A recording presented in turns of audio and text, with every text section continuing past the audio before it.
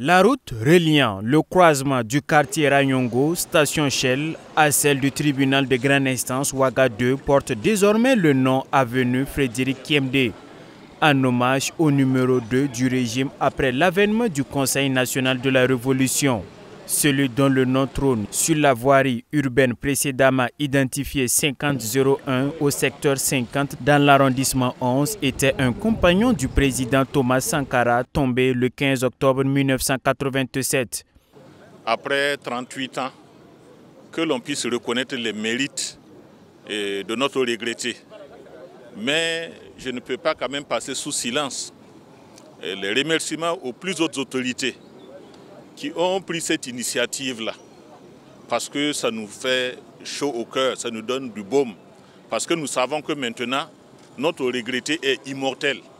Lorsque nous prenons cette rue, nous savons que c'est la rue Kiemdé Frédéric.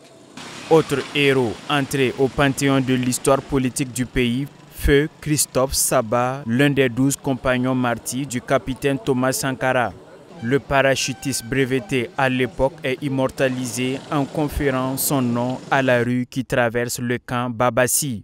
Christophe n'est pas immortel tout simplement parce qu'il a des enfants, une femme et des enfants. Et il est immortel parce qu'aujourd'hui, il a une avenue. Et ça, c'est pour l'éternité. Ça nous réjouit énormément le cœur. Nous remercions tous les parents, tous ceux-là qui ont fait le déplacement pour honorer un digne fils qui est mort, qui est tombé sur le champ de bataille, les armes à la main. En plus de ces deux héros, 3 autres compagnons du père de la Révolution sont immortalisés à travers les rues de la capitale. Il s'agit de Feu Bonaventure Compaoré, Feu Wali Laïwedrago et Paténément Soré. En procédant au baptême et au dévoilement de plaques, la commune de Ouagadougou, conformément à une décision gouvernementale, veut perpétuer la mémoire des illustres disparus. Ce sont des hommes qui se sont battus pour notre pays. Ce sont des hommes qui ont fait des merveilles pour la révolution du Burkina Faso.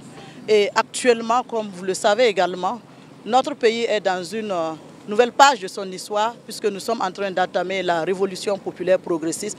Donc il n'y a rien de tel que de magnifier le père de la révolution et ses 12 compagnons qui ont sacrifié leur vie afin que la révolution perdure au Burkina Faso.